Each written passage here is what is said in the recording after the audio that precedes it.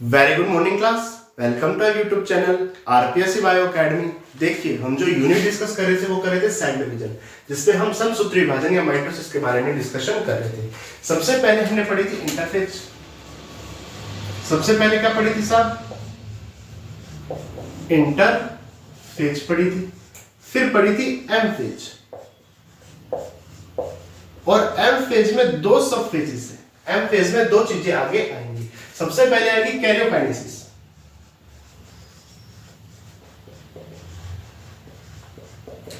Karyokinesis मतलब nucleus का division. Karyokinesis मतलब न्यूक्लियस का डिवीजन। और अब हम पढ़ेंगे साइटोकाइनेसिस। साइटोकाइनेसिस का मतलब होता है कोशिका द्रव्य का विभाजन। कोशिका द्रव्य का विभाजन, सेपरेशन ऑफ साइटोप्लाज्म।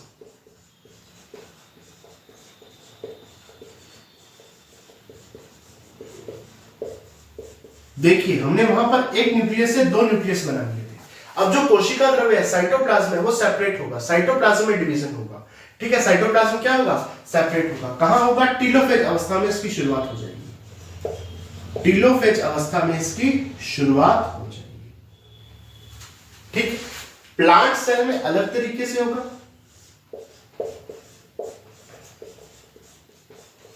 और एनिमल सेल में अलग तरीके से होगा।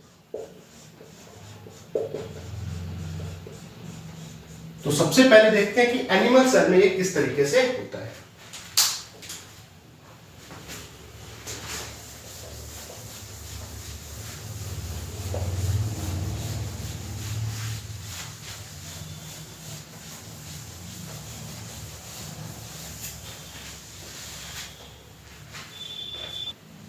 देखिए, अब बात करते हैं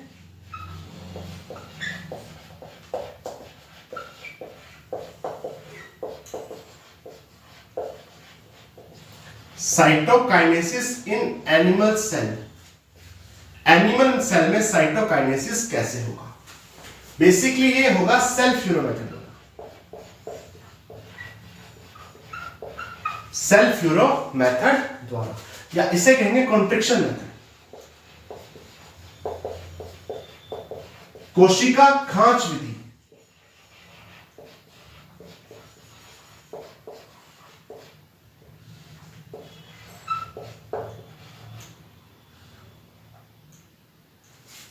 कोशिका खांच विधि, सेल कॉन्ट्रिक्शन मेथड। आओ इसके बारे में बात करते हैं। सबसे पहले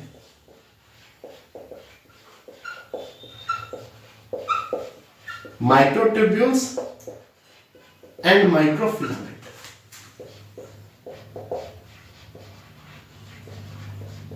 माइक्रोट्यूब्यूल्स और माइक्रोफिलामेंट्स ये सेल के सेंटर में आ जाएंगे, या आप इसे बोल सकते हो इक्वेटर में आ जाएंगे और मिड प्लेट बनेगी।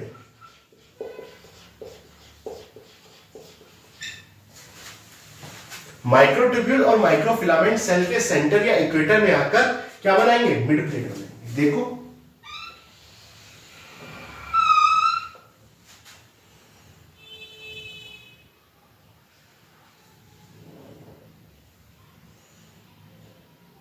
जैसे ये सेल है, सेल में दो न्यूक्लियस है। क्या है साहब? दो न्यूक्लियस है। सबसे पहले माइक्रोट्यूब्यूल और माइक्रोफिलामेंट यहां पर बीच में आकर व्यवस्थित हो जाएंगे, सेल के इक्वेटर में आकर इकट्ठे हो जाएंगे और क्या बनाएंगे? Mid plate. ठीक है, अब क्या होगा? एक्टिन और मायोसिन प्रोटीन। एक्टिन और मायोसिन प्रोटीन पेरिफेरल रीजन में, एक्टिन और मायोसिन प्रोटीन पेरिफेरल रीजन में एक रिंग बनाएंगे, जिसे बोलेंगे कॉन्ट्रैक्टाइल रिंग।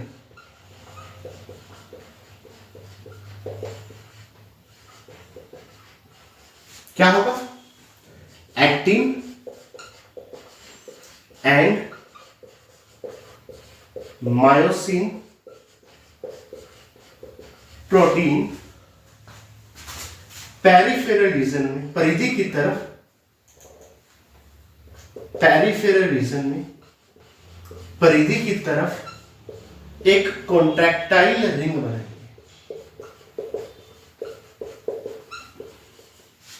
संकुचनशील वलय जो संकुचित हो सके, क्या हो सके, संकुचित या इसमें संकुचन पाया जाए, कॉन्ट्रैक्टाइल रिंग बनाएंगे। अब होगा क्या,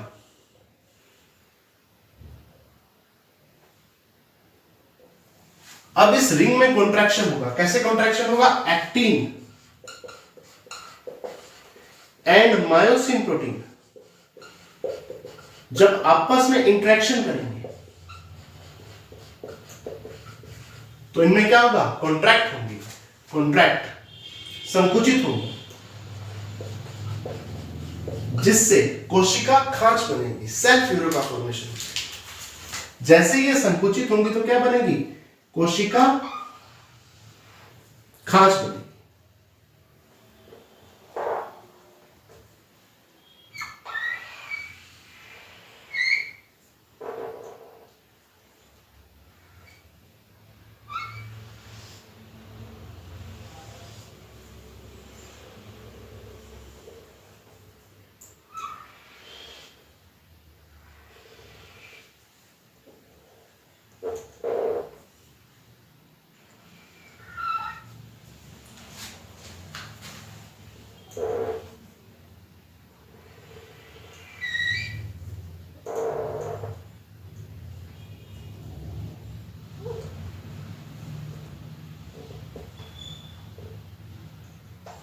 इस तरह से कोशिका खांच बन जाएगी, बीच में ऐसे कोशिका की खांच बन जाएगी।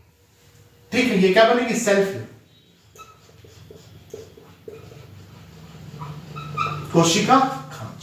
और बाद में ये कोशिका खांच बढ़ती जाएगी, डीपर होती जाएगी और एक सेल से दो सेल बन जाएगी। एक सेल से कितनी सेल बन जाएगी, दो सेल बन जाएगी। यहां पर कोशिका खांच क्या होती जाएगी, डीपर। तो एक्टिन और मायोसिन प्रोटीन के कॉन्ट्रैक्शन से, इनके कॉन्ट्रैक्ट होने से क्या बनेगी, सेल्फ यूरो, कोशिका खांच, जो बाद में डीपर होती जाएगी, गहरी होती जाएगी और यहां पर एक सेल से दो सेल्स बन जाएंगी। देखिए ये जो कोशिका खांच बनी है कैसे बनी है, आउटसाइड टू इनसाइड, बाहर से अंदर की तरफ, आउटसाइड से इनसाइड, बाहर से अंदर की तरफ बन रही है। इसीलिए इसे क्या कहते हैं, सेंट्रीपिटल ऑर्डर में बन रही है।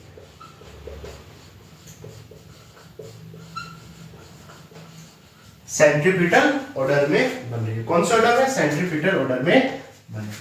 ठीक है, ये आ गया साइटोकाइनेसिस इन एनिमल सेल। अब बात करते हैं cytokinesis in plant cell.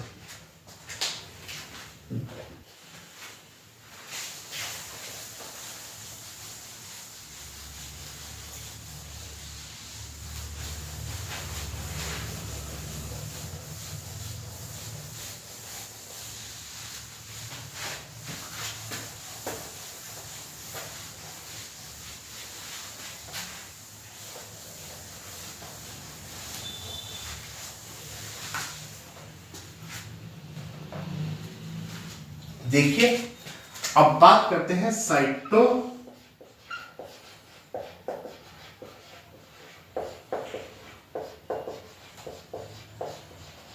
Kinesis in plant cell.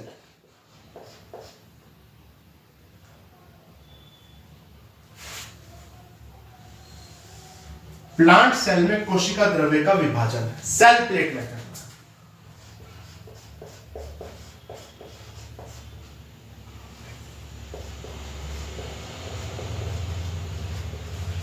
या इसे कहते हैं कोशिका पट विधि।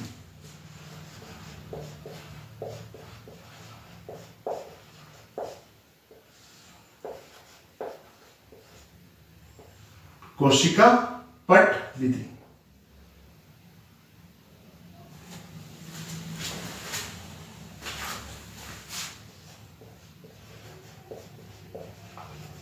सेल प्लेट मेथड, कोशिका पट विधि।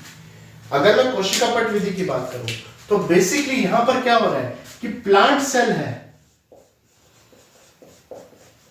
तो सेल वॉल पाई जा रही है साहब।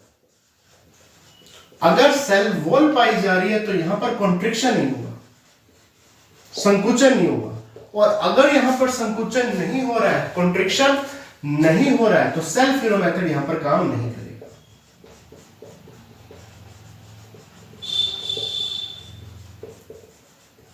तो यहां पर कौन सा मेथड काम करेगा? Cell plate method. कौन सा मेथड? Cell plate method. यहां पर क्या होगा? एंडोप्लाज्मिक रेटिकुलम, गोल्जी कॉम्प्लेक्स और स्पिंडल फाइबर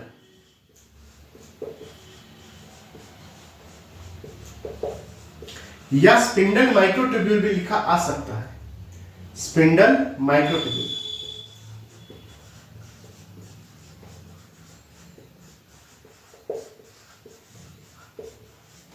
ये तीनों मिलकर यहां पर फ्रैग्मोप्लास्ट बनेंगे।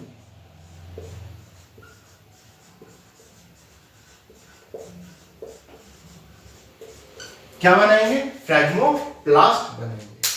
देखो, जैसे ये सेल है, ठीक है, सेल में ये दो न्यूक्लियस आ गए, यहां पर सेल वॉल पाई जा रही है। क्या पाई जा रही है? सेल वॉल पाई जा रही है, जिस कारण से यहां पर कॉन्ट्रिक्शन नहीं हो पाएगा। कॉन्ट्रिक्शन नहीं हो पाएगा तो सेल फ्लो मेथड यहां पर काम नहीं करेगा, तो सेल प्लेट मेथड यहां पर काम करेगा। सबसे पहले ईआर, गोल्जी कॉम्प्लेक्स और स्पिंडल फाइबर, यहां पर तीनों मिलकर सेल के सेंटर में इस तरह से क्या बना देंगे साहब? फ्रैग्मोप्लास्ट।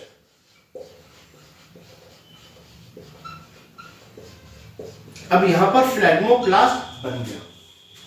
इसके बाद क्या होगा? गोल्जी कॉम्प्लेक्स की वेसिकल,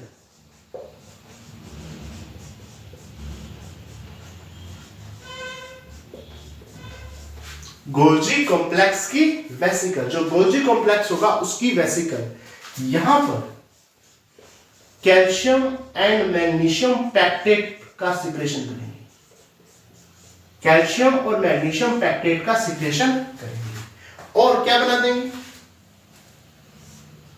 बेसिकली मिडल लैमेला बनाने के लिए रिस्पॉन्सिबल है,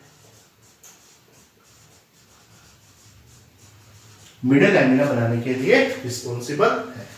ठीक है, अब आगे बात करते हैं।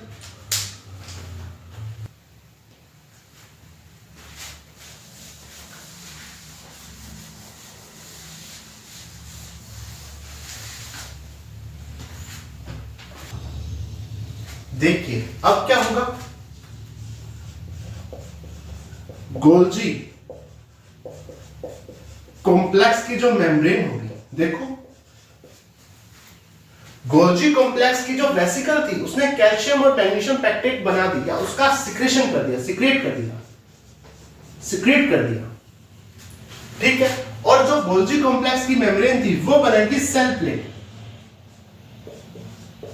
क्या बनाएगी? Cell plate. मेम्ब्रेन बनाएगी सेल प्लेट और जो वेसिकल होगी वो कैल्शियम और मैग्नीशियम का क्या करेगी? सिक्रेशन करेगी। अब यहां पर फ्रैग्मोप्लास्ट के ऊपर सेल प्लेट का फॉर्मेशन,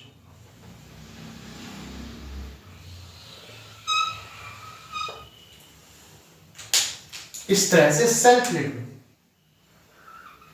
क्या बनेगी? सेल प्लेट बनेगी। गोल्जी कॉम्प्लेक्स की मेम्ब्रेन क्या बनाएगी? Cell plate. और साथ में क्या बन रहा है? मिडल लैमेला बन रहा है। कैसे बनेगा? इनसाइड से आउटसाइड की तरफ, अंदर से बाहर की तरफ, अंदर से बाहर की तरफ, या यूं कहूं तो centrifugal order, centrifugal order, centrifugal. और धीरे धीरे ये जो सेल प्लेट बनी है, क्या बनी है? Cell plate. ये बड़ी होती जाएगी, बड़ी होने के साथ साथ यहां पर मिडल लैमेला बन रही है, तो एक सेल से दो सेल यहां पर बन जाएगी। क्या बन जाएगी साहब? एक सेल से यहां पर दो सेल का फॉर्मेशन यहां पर आगे चलकर हो जाएगा, क्योंकि बीच में क्या बन रही है? सेल प्लेट बन रही है। सेल प्लेट कौन बना रहा है? गोल्जी कॉम्प्लेक्स की मेम्ब्रेन। और गोल्जी कॉम्प्लेक्स क्या सिक्रेट कर रहा है? कैल्शियम और मैग्नीशियम पैक्टेट का सिक्रेशन कर रहा है। ठीक है, तो ये आ गई सेल प्लेट। यहां पर कॉन्ट्रिक्शन नहीं हो पाएगा क्योंकि यहां पर सेल वॉल बाहर पाई जा रही है जो कि कैल्शियम और मैग्नीशियम पैक्टेट की बनी होती है। तो कैल्शियम और मैग्नीशियम पैक्टेट गोल्जी कॉम्प्लेक्स की वेसिकल यहां पर बन रही है। ठीक है, तो ये आ गया cytokinesis in plant cell.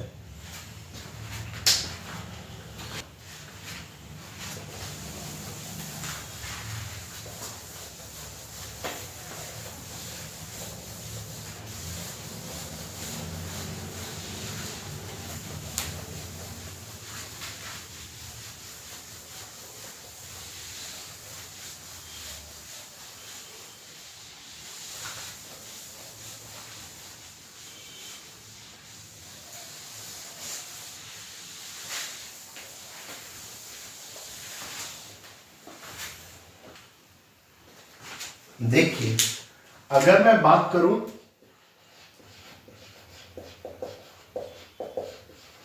Modification of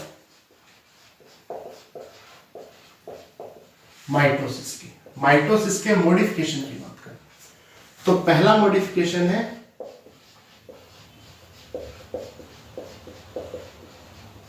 reduplication. यहां पर क्या होगा, डीएनए की अमाउंट तो हो जाएगी डबल, डीएनए डबल हो जाएगा। ठीक है, डीएनए क्या हो जाएगा, डबल हो जाएगा, डीएनए की अमाउंट डबल हो जाएगी। लेकिन यहां पर जो न्यूक्लियस है उसका डिवीजन नहीं होगा, न्यूक्लियस का डिवीजन नहीं होगा। डीएनए की अमाउंट तो डबल होगी लेकिन न्यूक्लियस का डिवीजन नहीं हुआ, जिस कारण से यहां पर जो डीएनए की मात्रा है वो बहुत ज्यादा बढ़ चुकी है। ये हमने देखा था पॉलीटीन क्रोमोसोम में। कहां देखा था, पॉलीटीन क्रोमोसोम में, और इसे पॉलीटेनी कहते थे, पॉलीटेनी कहते थे। दूसरा है एंडोमाइटोसिस।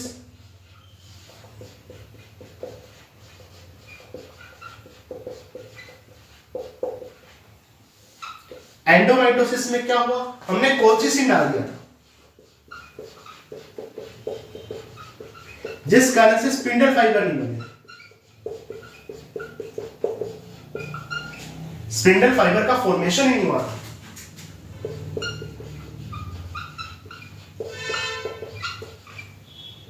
स्पिंडल फाइबर का फॉर्मेशन नहीं हुआ तो क्या हुआ, न्यूक्लियस का डिवीजन ही नहीं हुआ, क्योंकि कोल्चिसिन डाल दिया था तो स्पिंडल फाइबर का फॉर्मेशन नहीं हुआ, तो न्यूक्लियस का फॉर्मेशन ही नहीं हुआ, न्यूक्लियस का डिवीजन ही नहीं हुआ, न्यूक्लियस का डिवीजन ही नहीं हुआ।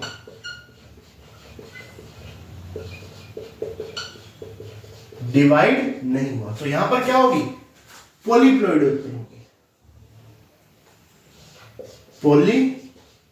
पॉलीप्लॉइडी या बहुगुणता। क्या बोलते हैं सब, बहुगुणता।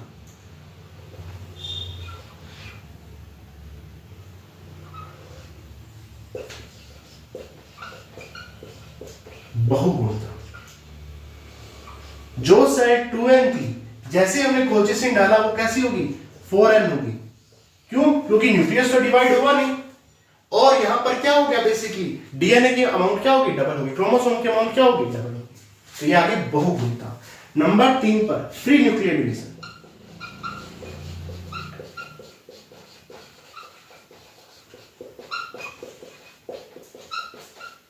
न्यूक्लियस ही डिवाइड कर रहा है, सेल डिवाइड ही नहीं कर रही, सिर्फ न्यूक्लियस डिवाइड कर रहा है।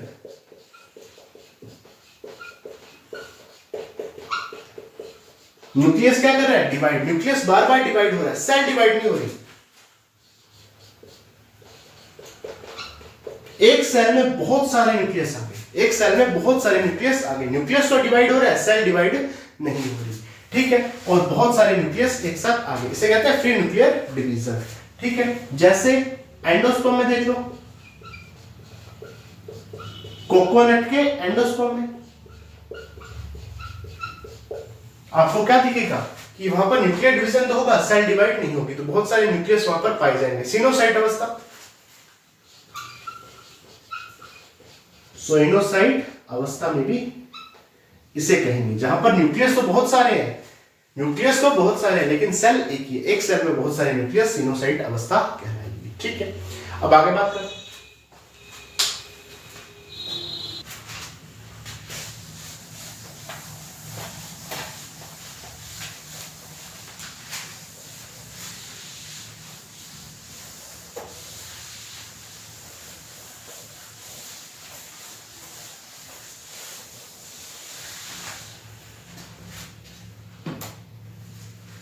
देखिए नंबर 4 पे जो मॉडिफिकेशन है वो है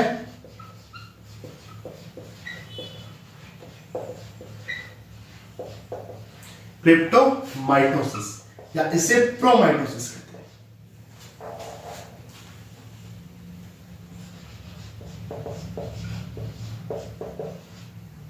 क्रिप्टोमाइटोसिस या प्रोमाइटोसिस, इसमें क्या होता है बेसिकली, ये पाया जाता है प्रोटोजोआ, जैसे अमीबा हो गया। इसमें तो जैसे अमीबा तो एक सेल ही है, अब ये सेल डिवाइड होकर एक अमीबा से 2 अमीबा बन गए। ये जो डिवीजन हो रहा है बेसिकली ये भी माइटोसिस ही तो है, ये समसूत्री विभाजन ही तो है। एक अमीबा से अगर 2 अमीबा हो रहे हैं तो यहां पर बेसिकली बाइनरी फिजन ही तो हो रहा है।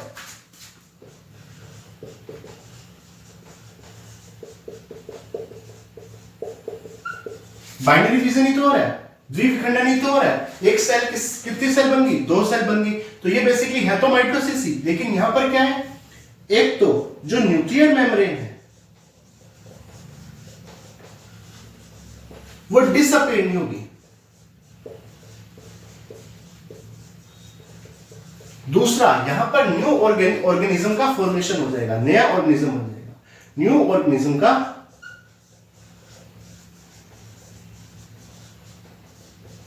फॉर्मेशन हो जाएगा, न्यू ऑर्गेनिज्म ही यहां पर बन जाएगा। एक अमीबा से 2 अमीबा यहां पर बन जाएंगे।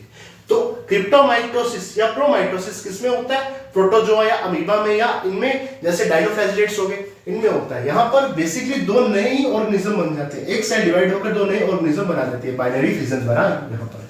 इसमें फर्क क्या है, न्यूक्लियर मेम्ब्रेन डिसअपियर यहां पर नहीं होती, ठीक है, और न्यू ऑर्गेनिज्म का यहां पर फॉर्मेशन हो जाता है। तो ये आ गया मॉडिफिकेशन ऑफ माइटोसिस। अब आगे बात करते हैं।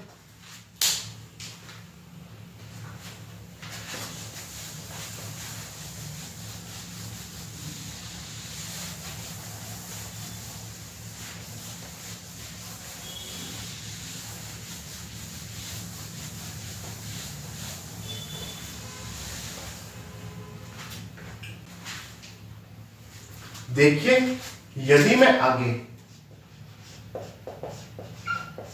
माइटोटिक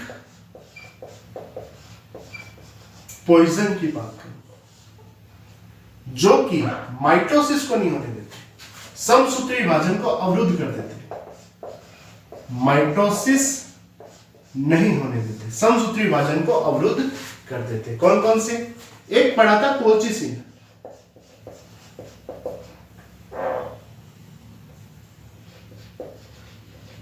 ये मेटाफेज में किस अवस्था में, मेटाफेज में स्पिंडल फाइबर का सिंथेसिस ही नहीं होने देता।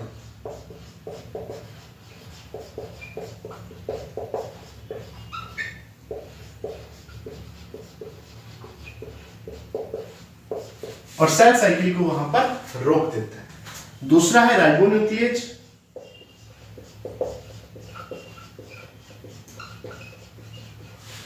और तीसरा है मस्टर्ड गैस। ये भी माइटोटिक पॉइजन है। बेसिकली ये जीवन फेज में ही सेल डिवीजन को अरेस्ट कर देती है, जीवन फेज में ही सेल डिवीजन को रोक देती है, राइबोन्यूक्लिएज और मस्टर्ड गैस। कोलचिसिन मेटाफेज में रोकता है, जबकि राइबोन्यूक्लिएज और मस्टर्ड गैस जीवन फेज में ही यहां पर इसको रोक देते हैं। तो ये आ गया माइटोटिक पॉइजन। अब अगर मुझे माइटोसिस की स्टडी करनी है,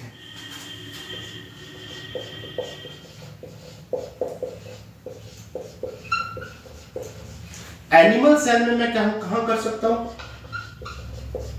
एनिमल सेल में ब्लड में, या ब्लड की सेल में कर सकता हूं, स्किन की सेल में कर सकता हूं,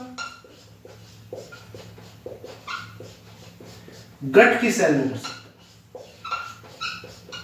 गट सेल में कर सकता हूं। एनिमल सेल में माइटोसिस की स्टडी कहां की जा सकती है, ब्लड सेल में, स्किन सेल में या गट सेल में। जबकि प्लांट सेल में कहां की जा सकती है, तो मेरिस्टेमेटिक टिश्यू,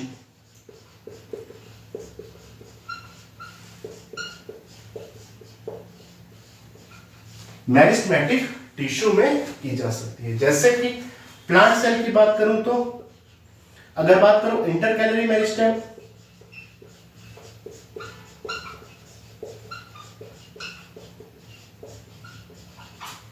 लैटरल मेरिस्टेम,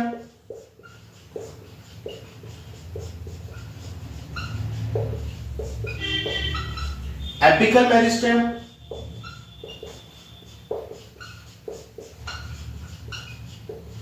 इनमें आप आसानी से किसकी स्टडी कर सकते हो, माइटोसिस की स्टडी कर सकते हो, समसूत्री विभाजन की स्टडी कर सकते हो, माइटोसिस की स्टडी कर सकते हो। एपिकल मेरिस्टेम के एग्जांपल कौन कौन से हैं? रूट अपेक्स, शूट अपेक्स समझाते हैं, रूट अपेक्स, शूट अपेक्स,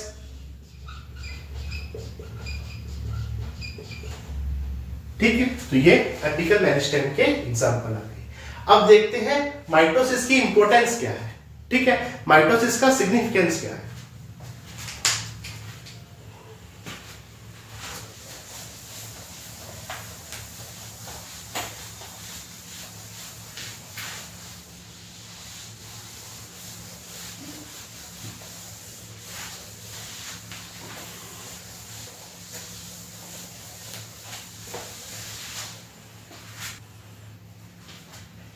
देखिए, अगर मैं माइटोसिस के सिग्निफिकेंस की बात करूं,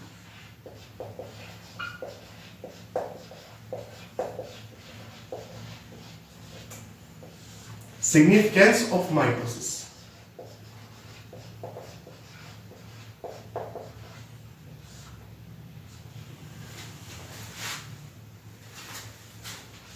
पहली चीज यहां पर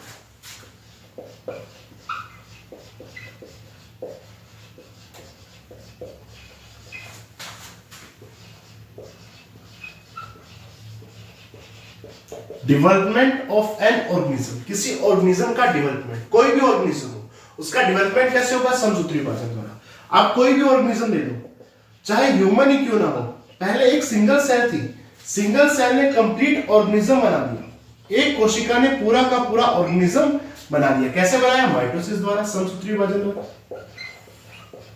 डेवलपमेंट बायोलॉजी में पढ़ा होगा आपने, ठीक। नंबर 2 की अगर मैं बात करूं तो पहला तो डेवलपमेंट, दूसरा growth.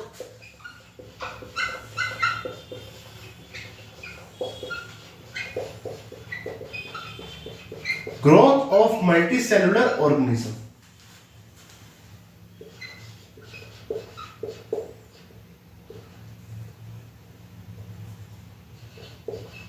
Growth of multicellular organism, ठीक है। किसकी ग्रोथ? मल्टीसेलुलर ऑर्गेनिज्म की ग्रोथ। जैसे देखो, हमारी जो ग्रोथ हो रही है वो भी तो कैसे हो रही है? मल्टीसेलुलर ऑर्गेनिज्म की जो ग्रोथ हो रही है वो भी माइटोसिस के द्वारा ही हो रही है। कोई भी मल्टीसेलुलर ऑर्गेनिज्म है, उसकी जो भी ग्रोथ हो रही है, चाहे उसकी हाथ की ग्रोथ हो, पैर की ग्रोथ हो या उसकी बॉडी की ग्रोथ हो, वो किसके द्वारा हो रही है? माइटोसिस के द्वारा ही हो रही है।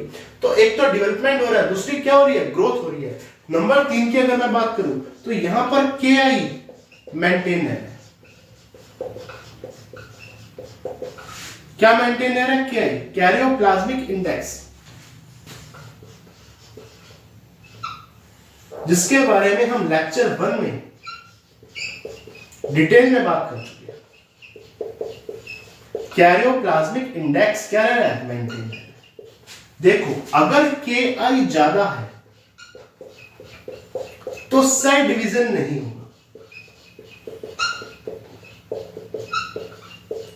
और यदि KI कम है तो सेल डिवीजन होगा। तो KI को मेंटेन कौन कर रहा है? सेल डिवीजन ही तो कर रहा है। जैसे ही KI कम हुआ, सेल डिवाइड होगी, KI बढ़ गया। तो KI को मेंटेन करने का काम कौन कर रहा है? माइटोसिस। इसके अलावा सेल की रिपेयरमेंट, सेल को रिपेयर करना, जहां से भी कोई सेल मतलब ऐसी है जो कटी फटी है या कुछ ऐसी प्रॉब्लम हो चुकी है उसमें जो सही से काम नहीं कर रही, उसकी रिपेयर कौन करेगा? माइटोसिस करेगा। सेल की रिपेयर कौन करेगा? माइटोसिस करेगा, ठीक है। तो ये सब क्या है? इसका महत्व है माइटोसिस का। डेवलपमेंट करता है किसी ऑर्गेनिज्म का, किसी ऑर्गेनिज्म में ग्रोथ करवाता है, कियाई को मेंटेन करता है और सेल की क्या करता है, रिपेयर करवाता है। ठीक है, अब आगे बात करते हैं।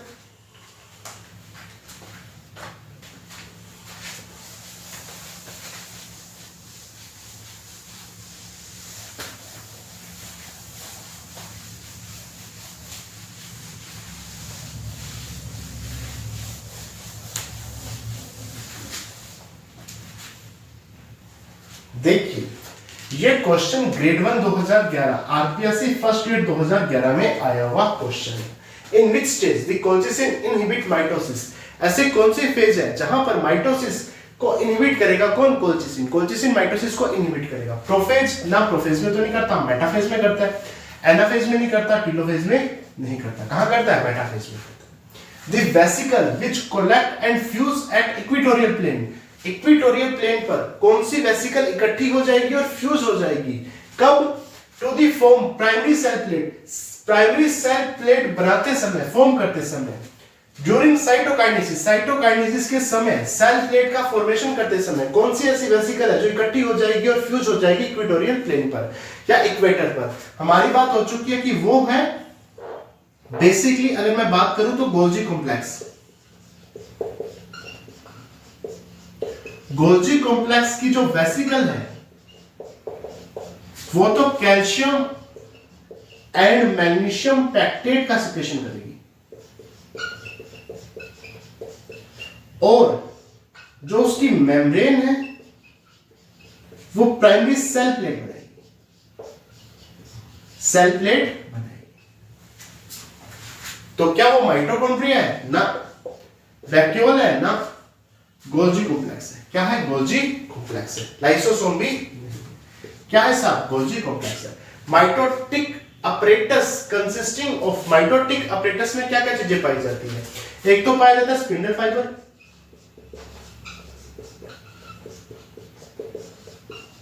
एस्टरेज,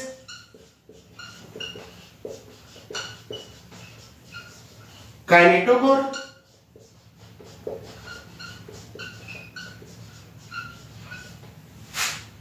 इसके अलावा और क्या क्या चीजें पाई जाती थी माइटोटिक अपरेटस में। इसके अलावा अगर मैं बात करूं तो सेंट्रियोल, ये सब चीजें इसमें पाई जाती थी। स्पिंडल फाइबर बिल्कुल, एस्ट्रोलेज बिल्कुल, सेंट्रियोल बिल्कुल, ऑल ऑफ दिस, ये सारी चीजें यहां पर पाई जाती थी। ठीक,